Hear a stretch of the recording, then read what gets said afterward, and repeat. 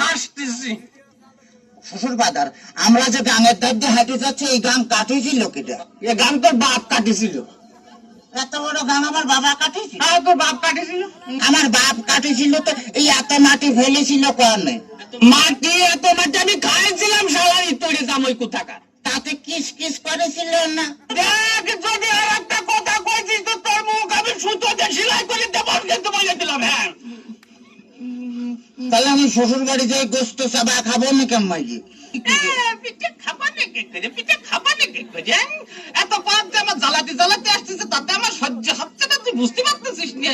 আসন তোর ওই শাশুড়ি আর কি ওই ভাপা পিঠে বুঝলি, মানে এদিকে লাগাই, মানে তুই ভাপা পিঠে বানাচ্ছিস তো, ভারী মজা। শ্বশুর বাদারকে বিয়ে করেছেন? দেখ তো কথার ঢং। বিয়ে করেছি কিনা? বিয়ে না করে তোরটা আসলো কোনটি? আল্লাহর তোরে তা কোথাকা? আপনার কোনো ছেলে বিলে হয়নি শ্বশুর বাদার?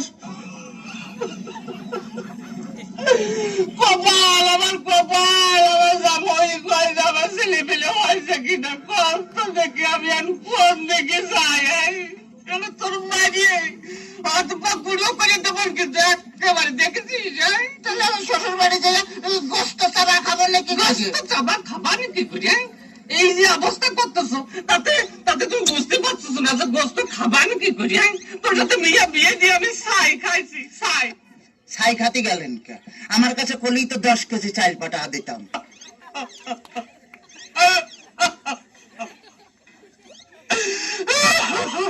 কাঁদতেছেন শ্বশুর বাদার?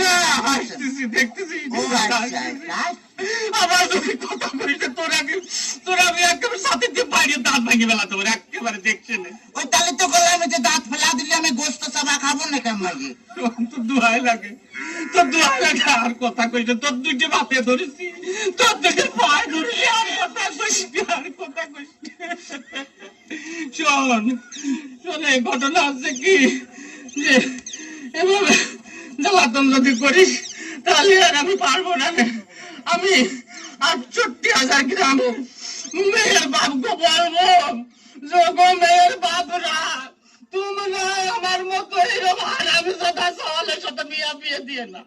মেয়ে বিয়ে দেওয়ার আগে ভাবিয়ে দেখবা যে সেই মেয়ের জামাই ভাত কাপড় দিতে পারে কিনা, জামাই বাড়ি ঘর দূর আছে কিনা, জামাই ঠিক মতো মেয়ের পাশে মানাই কিনা, তারপরেই তোমরা মেয়েকে বিয়ে দিও। শ্বশুর বাদার, শ্বশুর বাদার, আপনি কি যাত্রায় অভিনয় করতেছেন?